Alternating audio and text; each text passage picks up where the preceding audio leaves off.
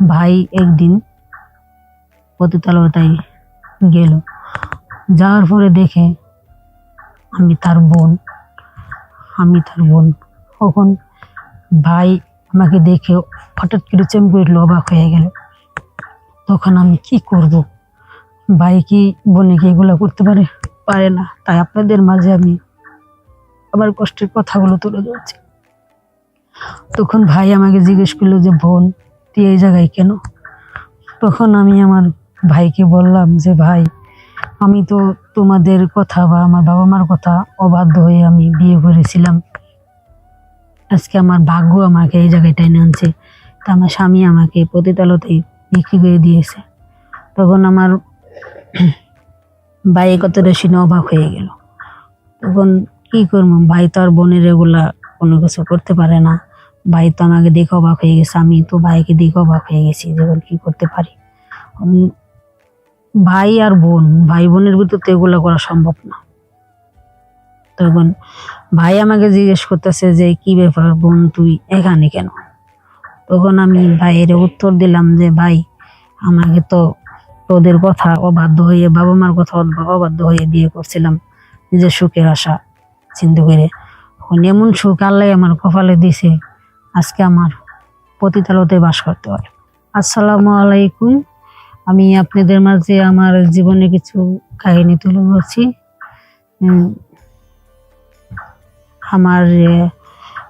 আমার বাড়ি হচ্ছে ঢাকা গাজীপুর।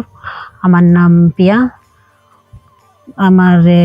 আমি আমার বাপ মার কথা না শুনে, আমার বাপ মার কথা বাধ্য হয়ে আমি একটা ছেলের লোকে প্রেম করতাম। ইদানিং অনেক দিন তার সাথে আমি কথাবার্তা বা আমি অনেক কিছু বলছি। পরে আমাকে নিয়ে একদিন বললো ঘুরতে যাই। পরে ঘুরতে যাই তো আমাকে সেই এমন একটা জায়গায় আমাকে নিয়ে গেছে। আমি সে যে জায়গায় নিয়ে গেছে মানে আমি কোনো কিছু চিনি না বা আমি বুঝতেও পারছিলাম না। কারণ আমার এমন এক জায়গায় নিয়ে গেছে, সেই জায়গা হচ্ছে মানে জায়গাটার নাম হচ্ছে পতিতালয়। আমার মনে করেন আমার স্বামী সে আমাকে বিক্রি করে দিছে। তো এমন এক জায়গায় আমাকে বিক্রি করে দিছে, সে জায়গায় মনে করেন ওখান থেকে বের হওয়া কোনো ক্ষমতা আমার নেই বা কোনো কায়দা নেই আমার বের হওয়ার মতন। তারপরে অনেক দিন মানে একদিন 2 দিন 3 দিন অনেক দিন, প্রায় 1-2 মাস 3 মাস সে আমি পতিতালয়তায় থাকলাম। মানে করেন বাধ্য হয়ে আমার কাজটা করতে হয়েছে। হঠাৎ করে যে সময় 2 মাস চলে গেল, 2-2.5 মাস চলে গেল, আমার ভাই একদিন পতিতালয়তায় গেল। যাওয়ার পরে দেখে আমি তার বোন। তখন ভাই আমাকে দেখে হঠাৎ করে চমকে উঠলো, অবাক হয়ে গেল। তখন আমি কি করব?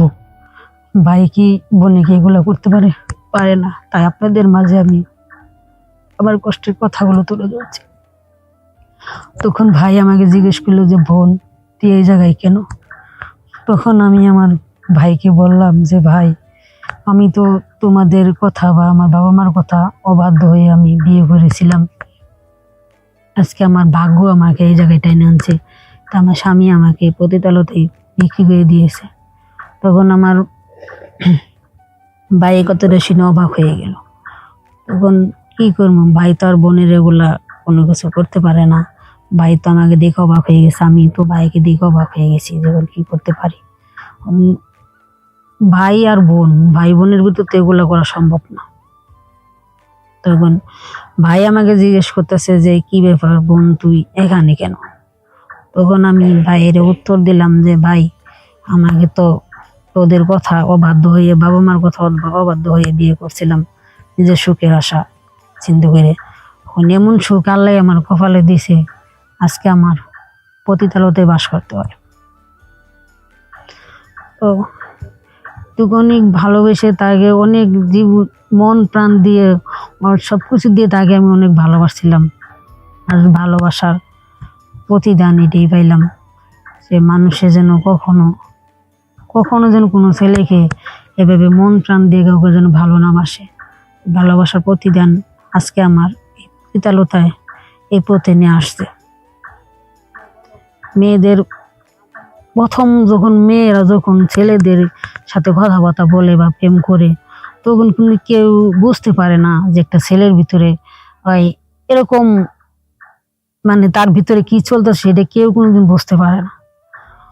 তো আমিও তো সেরকমই, তাকে যে সময় ভালোবাসছিলাম, দেখছি যে ভালো আমার সাথে কথাবার্তা ভালো বলে বা ব্যবহার ভালো করে,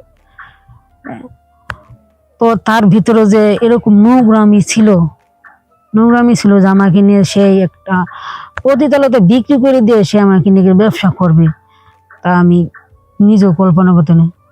আমার যে সময় আমার বিক্রি করে দিল, ওই সময় আমি তো ওই কোন জায়গায় যে নিয়ে আসছে আমি জায়গাটাও চিনি না।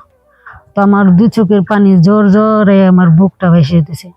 আজকে ভালোবাসছিলাম একটা ছেলেকে মন প্রাণ দিয়ে, সেটার এই প্রতিদানকে আমি এটাই পেলাম।